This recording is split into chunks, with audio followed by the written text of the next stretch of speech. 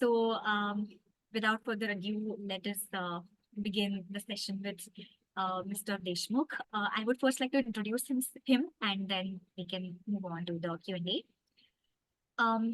Welcome to this conversation on data and elections once again with Mr. Yashwant Deshmukh, hosted by JPF Analytics. Mr. Deshmukh is the founder and director of the Center for Voting Opinion and Trends in Election Research, or CVoter. CVoter is South Asia's leading research center for election and public opinion analysis. Their work includes the Mood of the Nation survey, a periodic assessment of the pulse of Indian public opinion across a wide range of socio-political issues. They have also carried out a survey on the COVID-19 pandemic and opinions about the government's response to it. CVoter provides rigorous and reliable data that is used by prominent institutions such as the World Bank and BBC. Mr. Deshmukh, I extend a very warm welcome to you on behalf of the Jnana Prabodhini Foundation. And now I invite Manas Kshirsagar and Jogalekar from the team to the floor to begin today's discussion.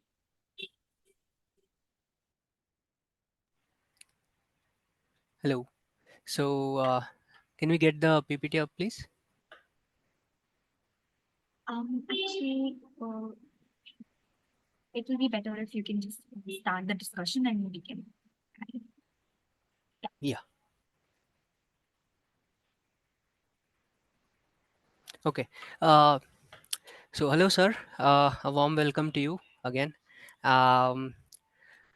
For the wider audience, we start with the first question.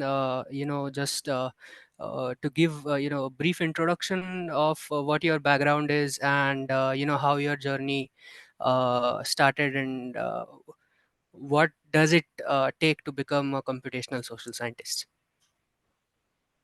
Well, I'm trained. First of all, thank you for inviting, and I'm again sorry for the mishap that last time happened because of the confusion of the time zones. My apologies for the same. I'm so glad that pick up my request of rescheduling this, and really thank you for that. I wanted to be here for sure. So I'm trained as a journalist. To start with, basically, I'm a science graduate, but I did my post-graduation in media studies from Indian Institute of Mass Communication. And I always was interested in basically data journalism. And this was before the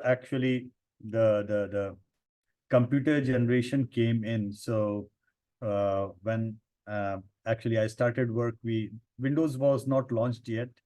We had only 286 computers working on DOS, and the majority of the programming, particularly in database, was a C++, and that's a basic programming that one had to learn.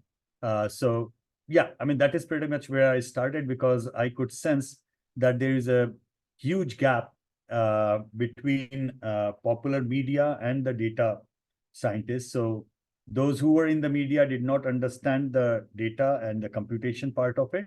And those who were in the data and computation did not know anything of media to start with. So for my generation, election and data-driven journalism and that kind of thing in the 80s, it started with Dr. Prannoy Roy and Vinod Dua doing the elections live and that kind of thing. And I guess if you will ask any journalist of my generation, he will, if he or she happens to be in television, they will tell you that, okay, that's where we started. That's where our starting point was. And after my post-graduation at Indian Institute of Mass Communication, actually I was doing my dissertation on elections only, and that's where I started learning computer and programming. One of my cousins who happened to be working with HCL at that point of time, he taught me that for my dissertation purpose, and it just started just like that. And when I came out of the college, I had campus placements in 3 places, and my Baba said to me, "Why aren't you doing what you wish to do?" And I was like, "What if I don't get a job later?" And he offered me a very decent proposition. Actually, he said to me, "I will give you $1,500 for 3 years. You try what you want to do. If you don't get success, you join the job." And I was like, "What if I don't get the job?"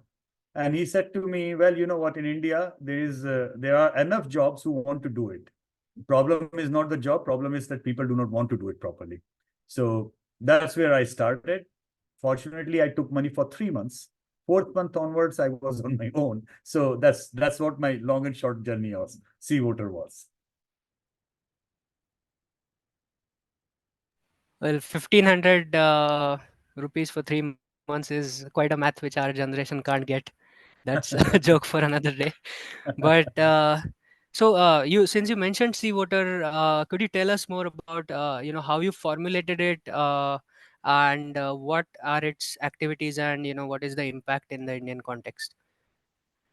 Well, initially it started with the lucky break because I topped that batch of IIMC and I was awarded UNI award for topping that. That's the institutionalized award in IIMC. United News of India happened to be at that point of time the largest news agency, and the chief editor of that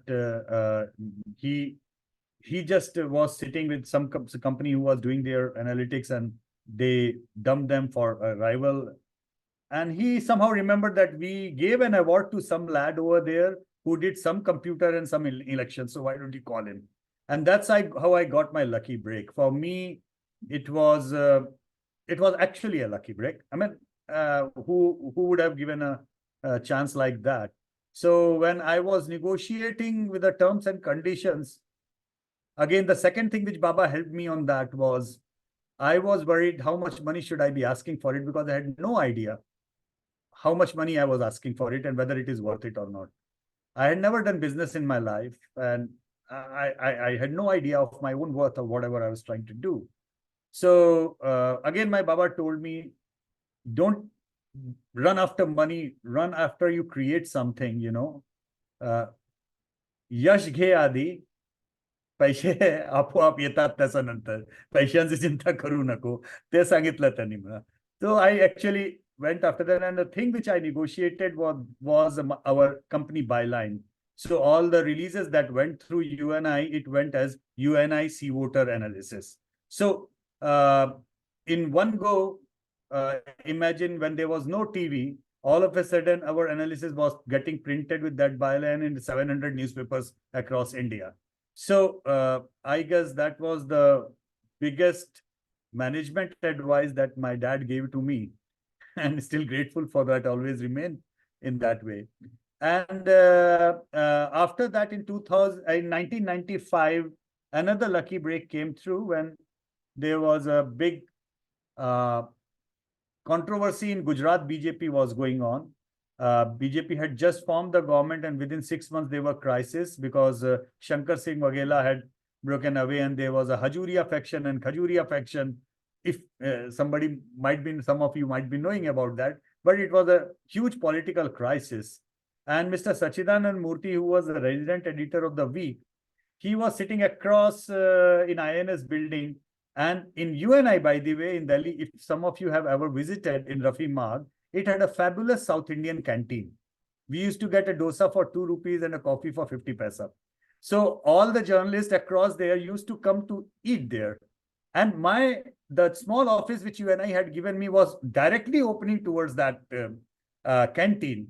And many of the senior fellows, because they were facing problem while standing and eating there was no seating arrangement in the canteen. They would knock on my door, can I sit here and eat? And that's how I came to know about many editors in Delhi, because they ate with UNI dosas sitting in my room. And we were just discussing, and he said, you do elections, so are you doing anything to map what the crisis in Gujarat is saying? And I said that I can do a survey for you. And that's how I got commissioned my first ever survey, And we had no people, so my entire team of 8 people, we actually had to travel ourselves to Gujarat. We traveled, we conducted a survey, came back, submitted the results, and that's where the survey part started in 95. And soon after, it was followed up with the first ever survey in Jammu and Kashmir. Nobody had done any survey in Jammu and Kashmir prior to that, for the election thing. I have covered Valley on a YSD bike myself. You name from Gandharbal to Baramulla to Anantnag, whatever you can name it. I have been there. I invested almost 2 months doing that survey and going around, raising the local capacity to the survey and so on and so forth. That was a great learning exercise. And after that, it just started. And the TV happened in 1998. That is when the satellite TV came in. And by the way, in 1994, the one of the campus placement that I got was with Mr. Vinod Dua in Parak. And when I refused that, and I told him that's why I am not joining, because I am starting with my own thing. And he joked with me, you never know life, we can come and sit together and do the analysis sometime together, like me and Pranay do. For me, it was a big deal. But then it actually happened in 98 and 99 when Z News was being launched as a 24-hour news channel. Then all of a sudden, I just got this call and opportunity.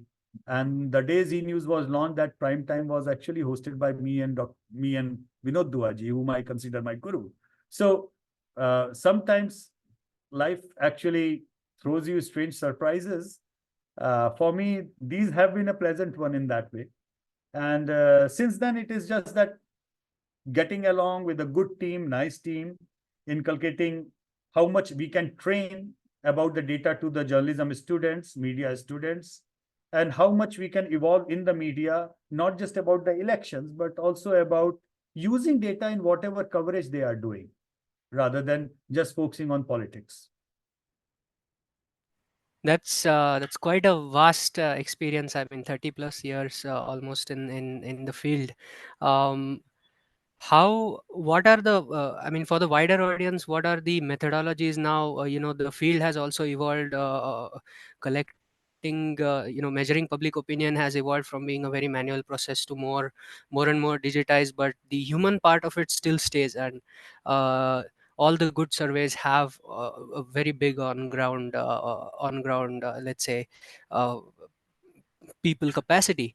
So what methods do you use as of today? How have they evolved, and how do you ensure that the data collected is it has high fidelity, it is credible and trustworthy? So how do you annotate that? Well, the basic one is face-to-face. I mean, that's the most primary surveying technology, that technique that we all use, have been using since ages. In the West, sometime in the late 50s, they switched over to CATI, that is computer-assisted telephonic interviews, because everybody was having a landline. And their face-to-face for almost like 50 years back, that got converted into CATI. And then it continued for almost like 45 approximately years.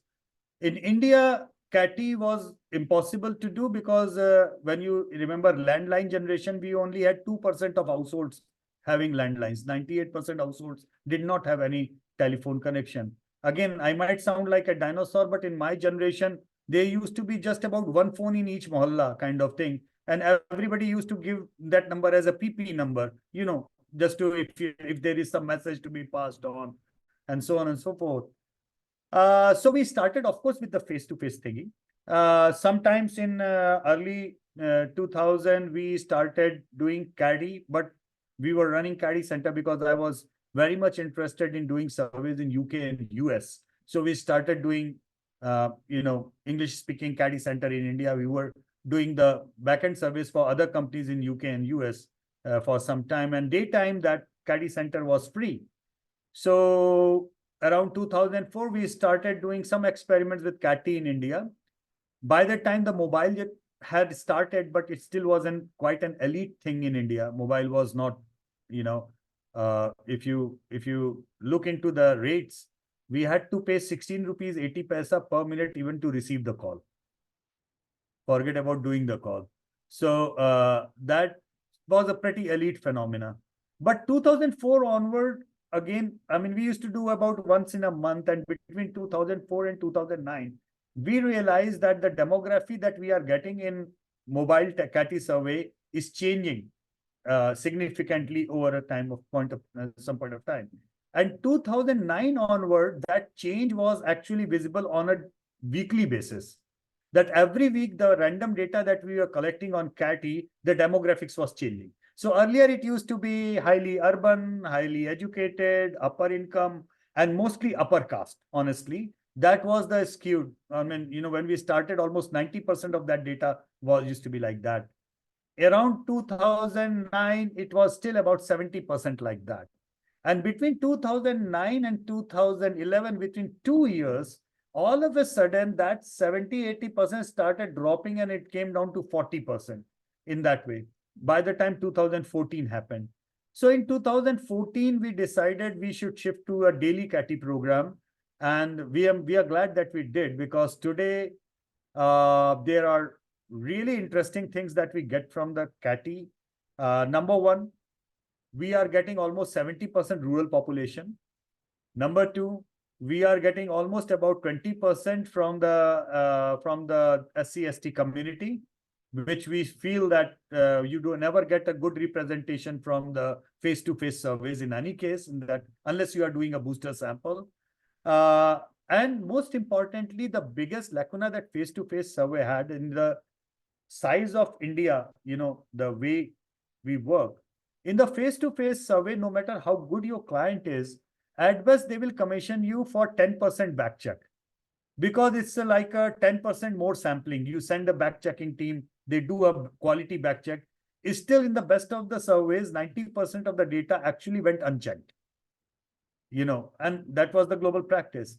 In case of CATI, the biggest benefit that we thought we were getting was that 100% calls were getting back checked, because it was audio monitored, it was audio recorded, each and every call, each and every interview was getting quality checked for, in that way. Not only the live badging of the interview, but also after the interview was done. So that was a biggest game changer for us in terms of data quality. And now that we know that mobile telephony became the greatest social equalizer in India in the last 50 odd years. If you look at it this way, we skipped the landline generation, we directly landed on a mobile phone. We skipped the computer generation and we directly landed on a smartphone. So all of a sudden, this digital device was poof, gone. And now India, and not just India actually, and the same is the experience in Africa, in Latin America, in Southeast Asia, and other upcoming economies as such. The calling party pays has been a game changer. Like in US, it is the calling party pays was not the fundamental. That's why automated calling on mobile numbers was illegal. And this is why between 2008, by the way, when we did survey in 2008 in US presidential, it was CATI. In 2012, it was CATI. But by that time, people had started using the online panels, which were considered highly unscientific because they were not really random probability based. They were what we call is opt-in panels. Anybody can opt in, and no matter what term they give it to it, but it remains very few panels. In fact, there are only two probability based panels being run in US. One is NORC and one is University of Southern California. So that is the kind of rarity of a probability based online panels, even in US. So even the first one doesn't have them. But as the economy was doomed, people were looking out for alternatives. They created lovely jargon to make the online panel look scientific. The fact is it remains unscientific, but a lot of stuff was done. So now 99% of the research in US and even in Europe are actually converted into online panels. But if you talk to any data scientist, they will tell you something is better than nothing. That's okay, but still it is not the real deal because probability-based panels are absent. So that journey, we know where it is going in India. Right now, the CATI is the best thing that we can do. But we have started making the panels. But we know the limitation of the panels because having a digital connection does not mean the person can read and write. So we have to take care of that, evolve the technology where we can use visual and the audio somehow in that online panel thing where it is more interactive in a human way rather than reading and answering on the online panel, because half of India is still, for practical purposes, if you will ask me, would still be on the bottom of the pyramid and low literacy radar. They cannot really handle that. So switching over to complete online panel would be like disenfranchising 50% of India practically. So we are doing experiments on that next frontier, but we know it is going to come slowly and slowly. Right now, our entire focus is doing the research by CATI. Some of the research goes into face-to-face, like exit polls also go face-to-face, and other important academic researchers also go face-to-face, because professors don't really want to indulge, particularly the Western professors. Many of them still have idea of India that is a country of snake charmers. They don't really realize that mobile is a very normal thing in India. Even sabji wala is and rickshaw wala is having one. They don't realize it. So in their mindset, India is not meant for CATI, because how many Indians actually can afford to have a phone? So I've tried to tell them, please come to India. You can pretty much go and donate to even to a bhikari using a QR code. So I mean, that is something which is still to dawn on them. But many of our universities and elite universities, particularly the Ivy Leagues and everybody, they have already switched over to CATI with us, and we do a significant number of studies every year with the universities in the West. So slowly and slowly, they are kind of converting to Just that. just for audience context, CAPI is the personal interviews, CATI is telephonic, and CAVI is the web based. One last question before I hand over to Manas. In terms of CAVI, a large percentage of the young population is on social media, and social media post engagement can be tracked very well. I mean, the views that say a reel gets or a video gets, and the engagement of any post is very verifiable and authentic data, and can be linked to one account, one person, one voter, let's say. uh, are there any plans by CVoter to use that data, and if so, in what time frame? We are running some pilots, some very interesting pilots. For example, there is a very big social media platform in Indian languages called Share Chats. We are running pilots with them. And of course, I have been doing fun polls on my Twitter handle for almost like 10 years to experiment, what is the Twitter poll is saying and what actual poll is saying. So I always do. What I'm asking in actual poll, I always post it over there as well to see what the difference is. And there is a significant difference, by the way.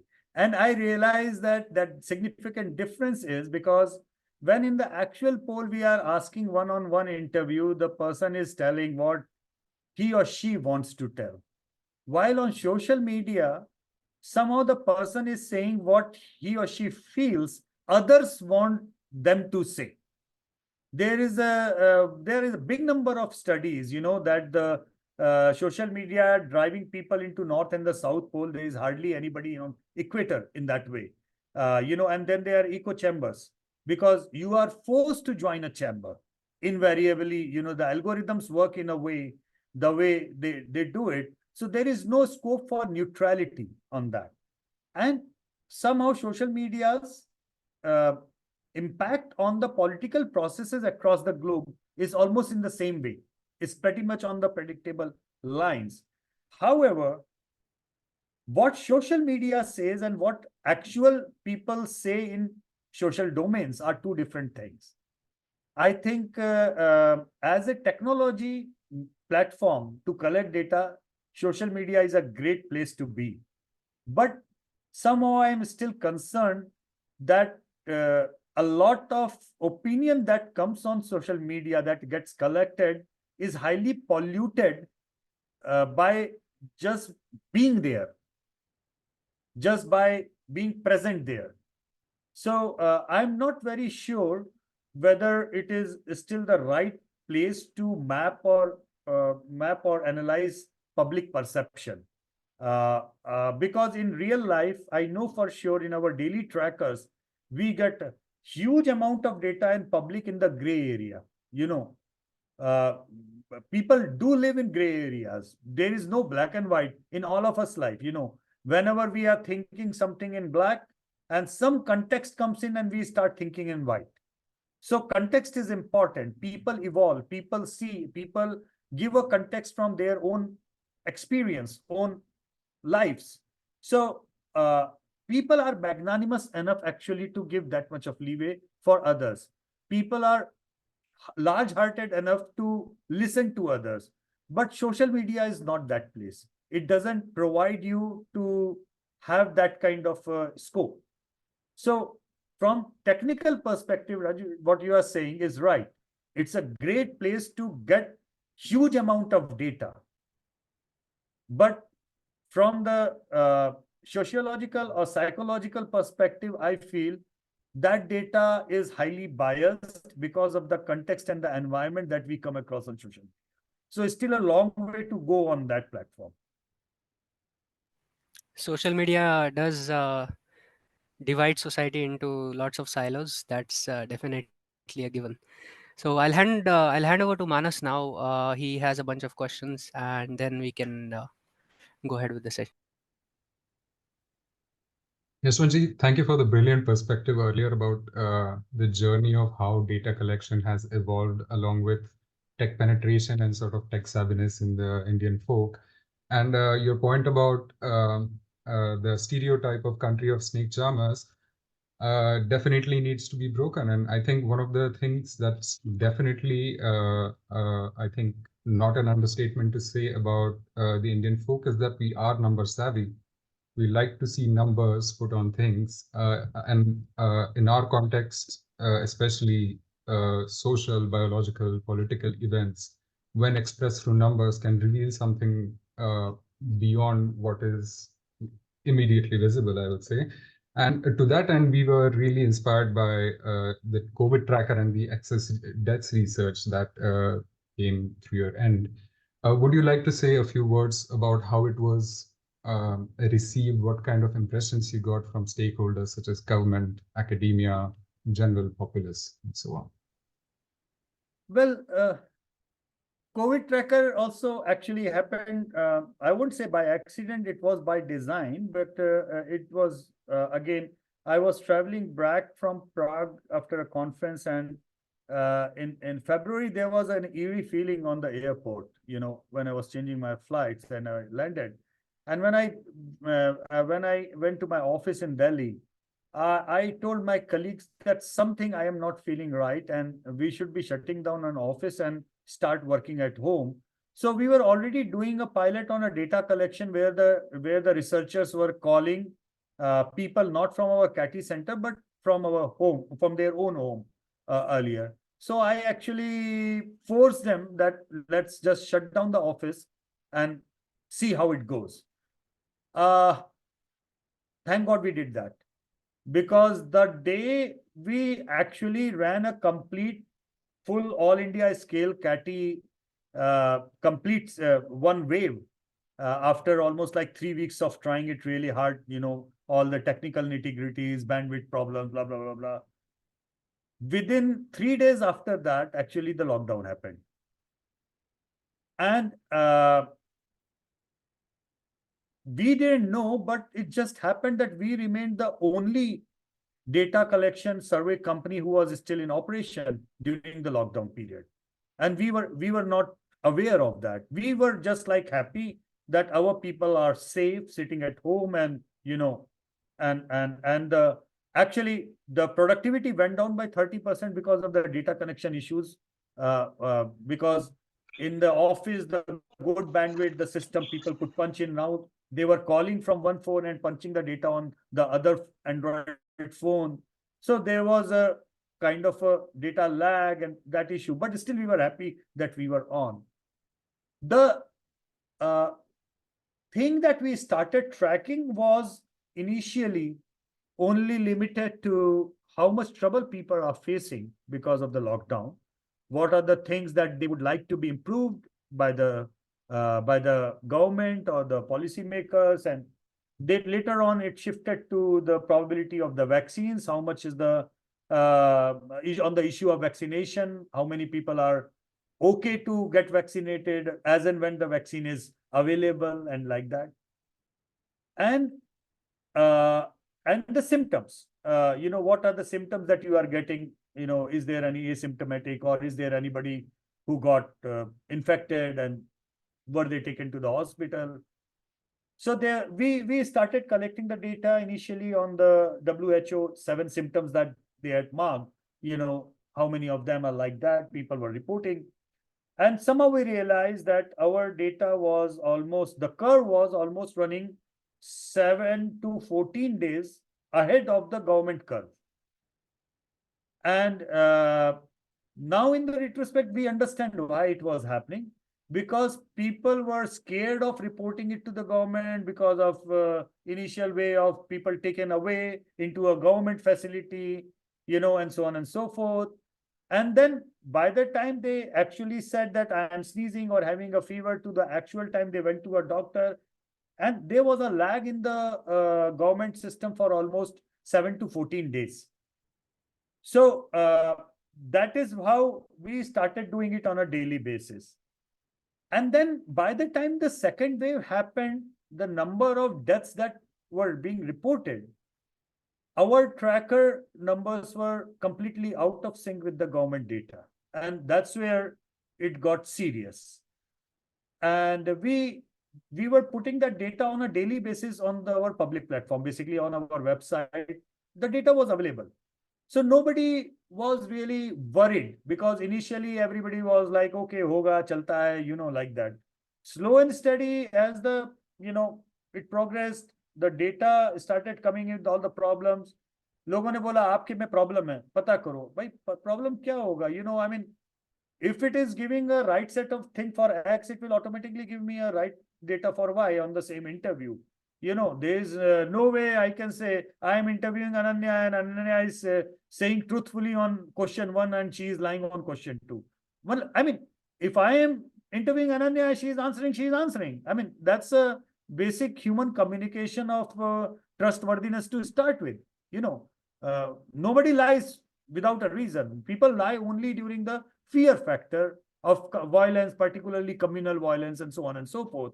But it was not the case, because we were asking about the problems, about how many people in the household, how many people are looking at the symptoms, are they getting the proper medication or not, what kind of medicine they need. So people were very, very willingly sharing all their problems, everything that they could, they were sharing. And then at some point of time, post second wave, we realized that the death numbers are not really matching up with the government numbers. And at that point of time, Professor Prabhat Jha, who is a epidemiologist in University of Toronto, the great guy, wonderful scientist, he wrote a wonderful piece in Indian Express, that there is something is wrong somewhere. And then I mailed him that, our data is showing something different and this thing. And then we started on a big project where we actually called back almost 60,000 households, calling back again those who reported death within the family and concerned people. And it was literally a verbal autopsy on basically questioning who died, what was the relation, what was the symptom, what was the cause of death, what was the age, so on and so forth. And we realized that the number of the deaths were really, really in multitudes of what the government numbers were. And I did a piece for not just that paper got into Science, but I also wrote extensively in Economic Times. The only difference was how the numbers were taken by media and everybody. Of course, the government came up with a press conference denying that your data is wrong, and the way they had to. A lot of anti-government people attacked us that you have a motive, of doing something wrong, defaming our country. And these days, data does that many a times. So it was a troublesome period. But then I wrote a piece in ET saying that why exactly I did it, because Modi ji announced a scheme for the COVID orphans, that the COVID orphans will be given free of cost education by the government in Navodaya Vidyalaya, in Kendriya Vidyalaya, and so on and so forth. And I wrote a piece. The reason why we are doing is because government should know the number. The problem is government is not wrong. When the government says there are not many COVID deaths, they are not wrong because their system says that. Now, there was a huge lack of capacity of testing. People were dying left, right, and center, and they were dying without being tested for COVID. And the cause of death that the doctors were rightfully writing multiple organ failure, cardiac failure, respiratory failure, but they could not write COVID death because there was no COVID testing. And right after the death, they were being cremated in real hush because they had to safeguard other patients. You know, COVID was so infectious, so they were to be cremated immediately. Now, you cannot do a COVID test on already cremated person. So government record is not wrong. When the government says, in our records, not these many people actually died with COVID, government is not wrong. Reason being, all those deaths were not COVID tested. But the fact is, these many people died. And they died in a much larger proportion than the average death circle and death rates. Now that the actual death registry numbers are coming out, that is proving our data was correct. But still, that will only prove that many more people died. That will not prove that they died because of COVID. Now, imagine a scenario where a COVID orphan, जिसके माँ बाप के death certificate पे Covid नहीं लिखा है, in the government scheme, he or she will not get education, even with the best intent of Modi ji. If I am not wrong, and you can do this and get this information, so far hardly about 3,000 COVID orphans all across India have benefited from that scheme. Only about 3,000. Can you imagine? And 100 times more orphans of that, they are not getting benefited of that scheme. So I talk to a lot of babus. Now the babus, the way they work, तब तक scheme का फायदा नहीं मिलेगा. अरे बाबा, कागज वो बच्चा कहां से लाएगा? इट्स नॉट इवन एडल्ट यार. कहां से बच्चा वो कागज लेके आएगा कि बोलेगा किसको कि डॉक्टर साहब मेरे माँ बाप की डेथ पे प्लीज किसी तरह कोविड लिख दीजिए. और वो डॉक्टर क्यों लिखेगा? उसके पास में अगर कागज नहीं है. So these were the real problems that are still we are facing in that way. So we did that data to highlight the fact there were many more deaths. And the government is right that they cannot say that these are COVID deaths because we did not have the capacity to test them. If you say it upfront, it's nobody's fault, honestly speaking. Somehow the babus, particularly in this country, feel any number going on the paper will be considered as their fault, as something wrong on their CV. For them, everything is a bloody number. And that is where I feel angry about it, that, and I feel very strongly about it.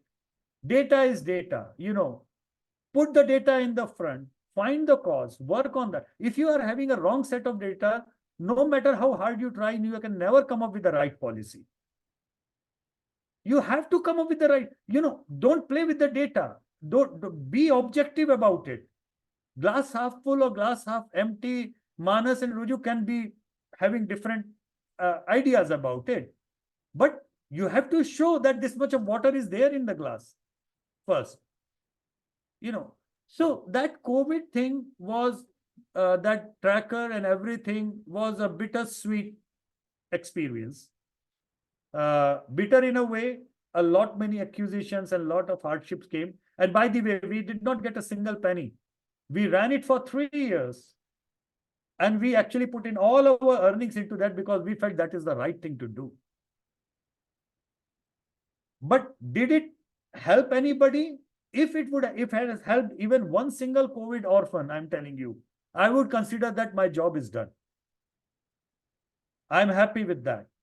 And I'm sure they would be, because now that the actual death data is coming out, some of the serious bureaucrats and leaders, they did ask me, what do you think should have been done? What is your idea? I said to them that, easiest thing is, officially speaking, the 6 months of the COVID second wave, you should declare all deaths as default COVID deaths. In any case, in India, only about 2/3 of the deaths get registered. Routinely. We have a very poor system of that thing, unless there is there is some case going on for some property batwara and khet ka batwara. People die and people die. That's how it is. That's So, actually a great point where I wanted to segue is data architectures in India. So we also faced, in the case of COVID, for example, we were able to look at government sources, but from different angles. So one is the official death registry and the other being the death compensation claims that were received. And the discrepancy between that we tried to decipher, and we were able to also get an estimate about the possible excess deaths related to COVID. But again, highlighting the point about how data is approached in India historically these days with the current challenges that we face, what would you like to say about the status quo, and maybe how it can be improved to bolster Indian governance or public life in general? Well, I think first of all, when I wrote to you that we need a significant change in the data culture of this country, the socialist way of collecting the data and using the data in Panchvarshi Yojana, the way we used to do it, that is the thing of the past. All right.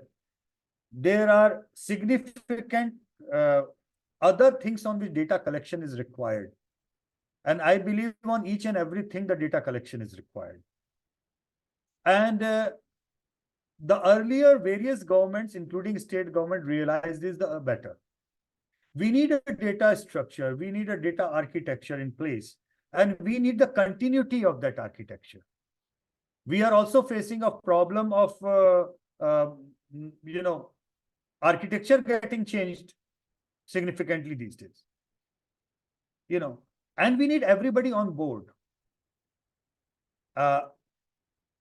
The way bureaucracy of this country has been using the data, I'm sorry if there is any bureaucrat who is listening, and it's not about I'm targeting them, but they know very well the way Babudam uses data. Now, very simple thing, and this thing was told to me by Kiranji, that in police records, if any new administration comes in, new leader comes in and says, tight kar do, theek hona chahiye. So law and order mein, the crime rate drops on paper because no new FIRs are being registered. Crime is happening, but on paper crime is getting less because no new FIRs are being registered. Now, is that the way that we want to reduce the crime in this country? And any good IPS officer gets suspended because he forces everybody to put in the register on all the cases, FIRs, and on the paper, under his or her leadership, the crime went up. So how ridiculous is that? So for each and every section of governance policy, we have to actually reboot this system on the data thing. That data shall not be held against you, first of all. Data is here to tell us what is the ground situation. What you did after getting that data is what will be held against you, whether you did it right to do it better or not. But thou shall not reduce the data inputs just for the heck of keeping your record straight, because लोगों को इससे फायदा नहीं हो रहा है ना. And this is why 2/3 of the MPs and MLAs lose their election for the last 50 years. अरे कागज पे तुम्हारे रिकॉर्ड में क्राइम खत्म हो गया, लेकिन पब्लिक को तो पता है ना, उसको तो क्राइम मिल रहा है ना. How is it helping them? ये बहुत मेजर क्राइसिस है डेटा की इंडिया में. And the only way I feel this can be taken in the right direction is that we need more independent private data agencies data centers, data analytics think tanks who keep on doing this round the year, hopefully using the CSR funds, because that's another problem in India. Majority of the data in the West is actually funded by the CSR funds. They are huge trusts. Look into the Pew, look into the other trusts that are doing a lot of. In India, it's a big zero. CSR zabardasti kar diya, and you know how CSR fund is getting into. Is getting into hospital and schools and universities for profit making. But if you will ask anybody to do invest in data, they are not interested. So we need a change in the private sector as well. And we need independent data centers doing this round the clock, so that we come somewhere, we force the system that, okay, we keep on challenging the system with the real data. What your data is not matching with what actual sense is, and more debate. And at some point of time, hopefully, we will make this system more transparent, more objective in collection of data, as well as using the data for taking a right decision in policy matters. And that's the way forward. That's brilliantly put. I especially like the part about the best practices that are already carried out internationally, and that what we should, of course, adopt. The Indian context obviously provides for some very unique opportunities. One of them being people, demographics. We have a very interesting age pyramid. We have people from all kinds of backgrounds. We have a huge diversity in terms of voices that can be heard. And that provides a very interesting opportunity to tap into this wisdom of crowds concept that we have also previously worked with, is that just asking people, and I think that flows perfectly into this, is how can we harness the power of people in this context? In addition to having, let's say, private research organizations that are working on specific issues such as those you mentioned, how can the people get involved? Well, crowdsourcing is an amazing phenomenon, because the collective wisdom, I have always been in awe of India's collective wisdom, honestly speaking, and including politics, by the way. I am from the emergency generation. I was a kid during the emergency. My family members were in jail. I've written a piece, it's on the HubPost, Surviving Emergency Through the Eyes of a Kid. And when 77 elections happened, and I always use that as a case study, because there is no parallel whatsoever in the world electoral history of 1977 election, when the entire opposition was in jail. There was no TV, no social media. The radio was controlled by the government. The newspapers were censored. There were no agents on the polling booth from the opposition parties. People were contesting from the jails even. And still, a highly popular autocrat like Indira Gandhi, you see, please read my words carefully, highly popular autocrat, because she was popular, no denying that. During the emergency, all the governance indicators actually went up. The trains were running on time. Babus were not asking for rishwat. The corruption went down. People were coming into the office on the right work. So in terms of governance, if you ask people of that generation, emergency was great. But still, that huge, silent, illiterate majority stands silently in the queue and said you did something wrong. And even Mrs. Gandhi lost her own election in Raebareli. Sanjay Gandhi lost in Sultan by unknown people. So that cumulative wisdom of the crowd, the way the Indians have this thing of in value-driven concept, what is right and what is wrong. We have been running these polls for in the last few months, particularly on what ED is doing and what CBI is doing. Huge number of Modi supporters are also saying कि ये गलत है. So, you have to look into that. It's not that you keh rahe ki ye galat hai and we will not vote for Modi. They will still vote for Modi. See, funny thing is, they know what is right is wrong. What they say, I don't have sympathy with these people jinke saath mein ye ho raha hai. But me not having a sympathy with that person doesn't mean I will say this is right. So they have their own way of slicing and dicing and having their own. And it's an amazing experience to actually. And by the way, we have a problem of the riches that in our interview system, the length of interview is the unit of the costing in survey industry.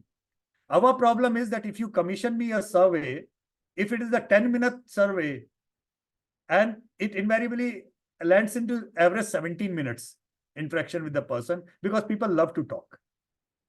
They don't tell you yes, no, and can't say. They tell you, I feel this because, and then they give you complete explanation why they feel it like that.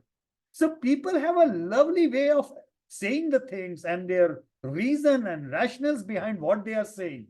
If you listen to them, common man is the greatest teacher, I would say.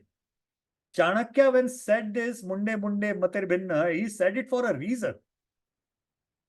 Because when you have a different, opinion in each and every mind, that's the diversity you are talking about. That's the reasoning that you are talking about, how many types of reasonings you are getting, logics you are getting. And if you can tap in that, what wonderful things you can do in life, in governance, in policy. I just wish that, the policy makers open to that, mine of wisdom. Right now, it's a somehow colonial top-down method in our governance. You have given a vote, you have elected somebody with a system, and they feel whatever decision they are taking is right for the masses, and they know better than the masses. That mindset has to change. No, I'm sorry, you do not know better than the people who elected you. They are still your masters. They know it better than. Sir, in that Indeed, I would say context, that's I did want to Sorry, please ask go ahead, one Richard. thing. You mentioned about data culture and the CSR strategy, which US uses a lot, to fund research, because funding is one big question. Everybody can or is willing to do research. Everybody wants data, but where will the funds for that operation come from?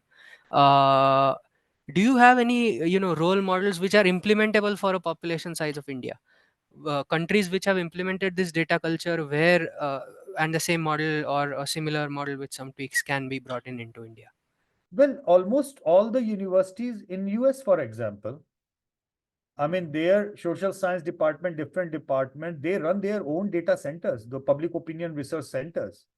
University of Chicago has a big one, NORC, and their data is like the benchmarking, which in the absence of census data, their data is used as a benchmark many a times. Very big number of universities have it. Pew is there. So just like Pew, there are big number of think tanks who keep on doing research-driven activities, particularly public opinion research. The Indian university system, the way they conduct their research is pathetic. They don't teach. Somehow, I don't know why, unfortunately, majority of the dissertations in India somehow are seen as more of a formality. कि कुछ भी करके data लगा करके लगा दो. Is as if it is one of the check boxes जो tick हो जाएगा, and that's how it is. And I'm like कि यार करना है तो अच्छे से करो ना. At least generate the primary data properly ना. That kind of you owe it to this society. And ever since we have launched our trackers, we have so many times openly said on various forums, if there is any PhD scholar, anybody, any professor wants to do for academic research, please come to us. We'll not only help you, we do our own CSR, helping many a times free of cost, doing the field work for academic purposes, So the funnier and ironical part of this, I will not call it funny, it's ironical because it makes me sad. So far, we have supported more than 100 academic studies coming from Europe and US. And so far in the last 10 years, there is only one institution which came to us asking for help, was from IIM Bangalore. That too because it was in collaboration with an American university, and that American university was working with us.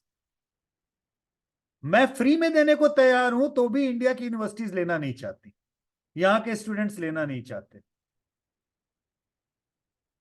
How ironical is that?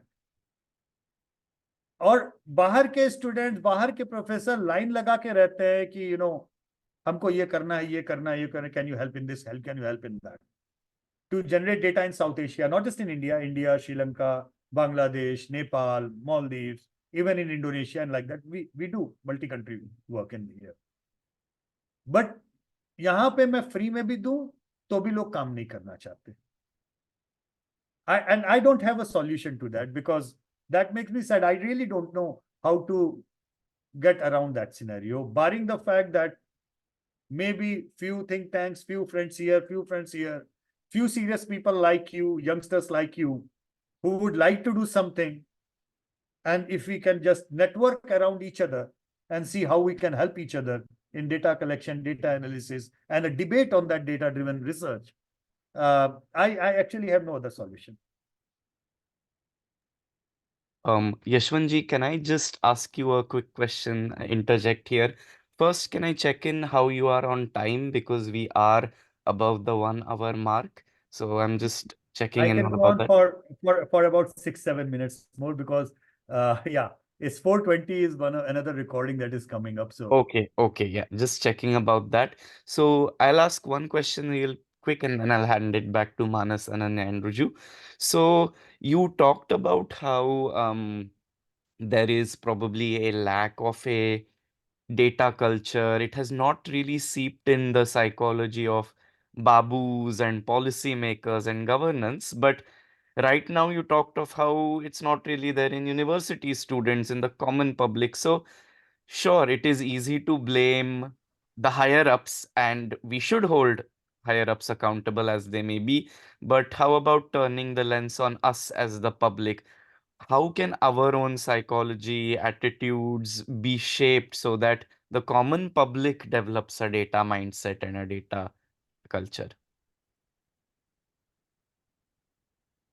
I think we'll have to start with the kids. Honestly speaking, I don't think we can mend a lot with what is already broken.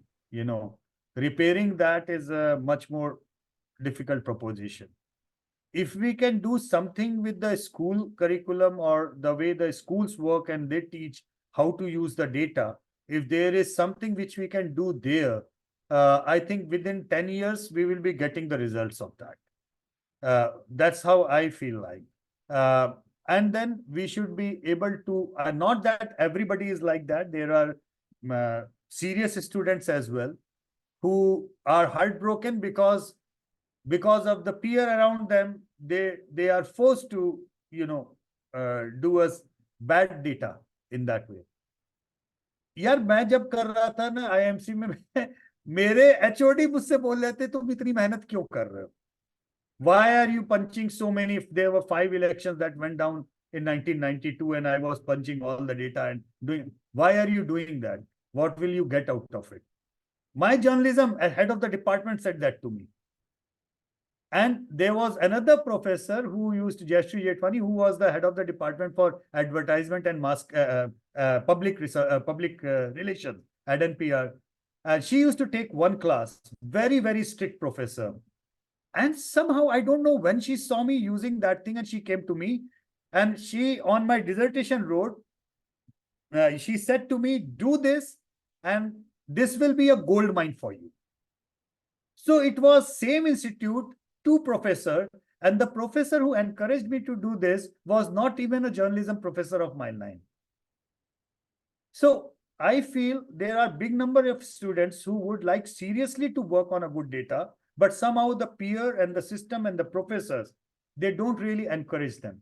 If suppose like Prabodhini and other institutions and free think tanks, in different cities can reach out to them and tell them that if you are a serious student, don't fall for this peer pressure and this thing. You want to work on the data, we are willing to help you. Come to us, let us see, we can, pull together people who can guide you how to go about it. So that can be done. But I genuinely believe that it has to start with the schools somewhere. If the kids get interested in that, okay, this is and these days the kids are actually huge on information exposure. They don't trust anything which is said just like that. My daughter is in class 10. She doesn't trust me just like that. If I tell her anything, she will first go on Google and do her own research. And then, yeah, Baba, you were right. And one line, I said, thank you very much, Deviji. I was right saying so. But honestly, I end up learning a lot from her as well, because she many a times corrects me, because my generation's own exposure and other information were not really that great. I mean, by the way, the latest lessons that I'm getting is the idea of the gender and sexes, and so that's a new thing. मैं अभी सीख रहा हूँ उससे. So all I know that I am a cis male so far. बाकी चीजें मैं अभी सीख रहा हूँ. Right. So speaking of kids and the new generation, I'd like to ask you one last question before we conclude.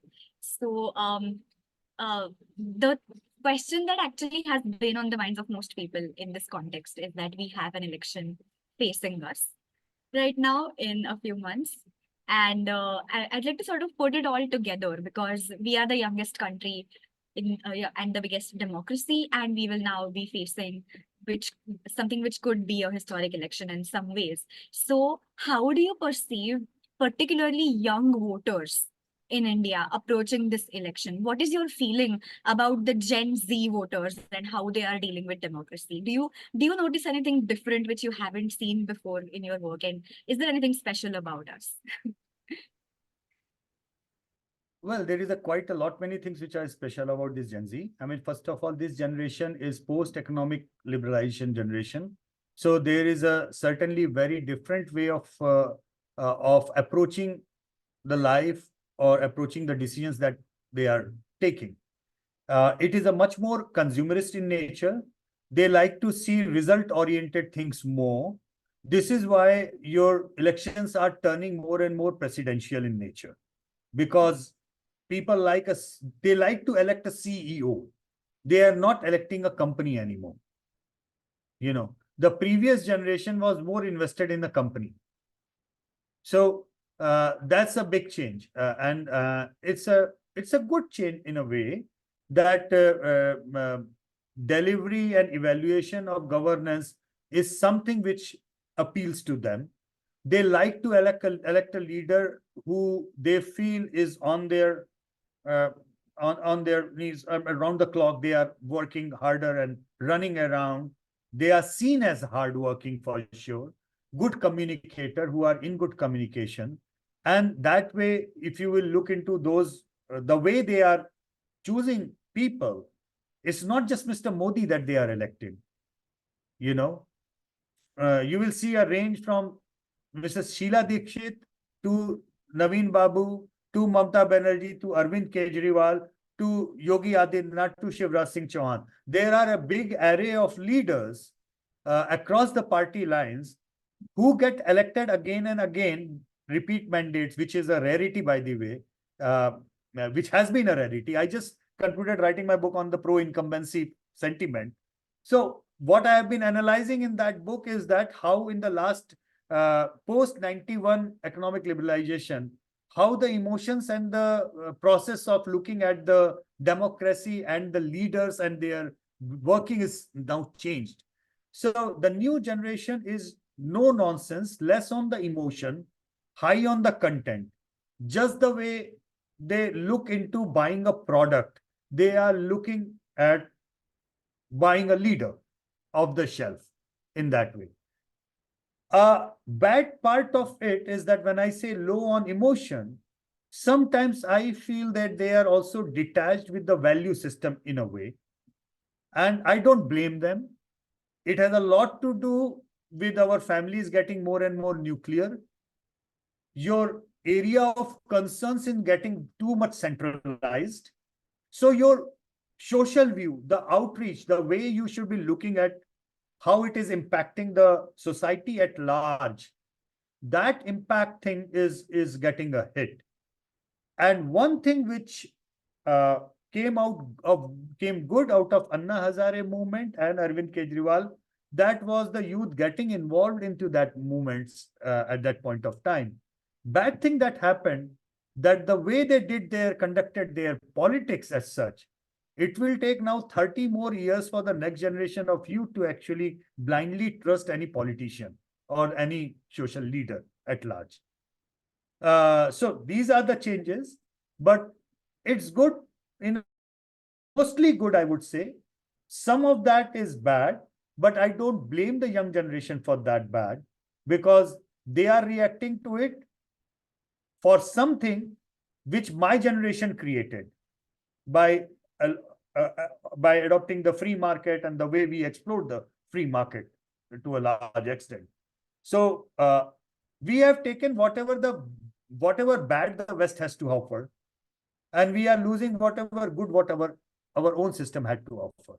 So I feel bad for that sometimes, but I don't blame this generation. I believe that and I am, by the way, optimist. I'm a diehard optimist. I believe that this pendulum has gone this way and it will again come down this way. So there would be an equilibrium wherein society will, in your generation for sure, before, hopefully in front of my eyes, I dream of the India there, the next generation is finding the right balance of East and the West about the open economy and our value system and our middle class values to a large extent.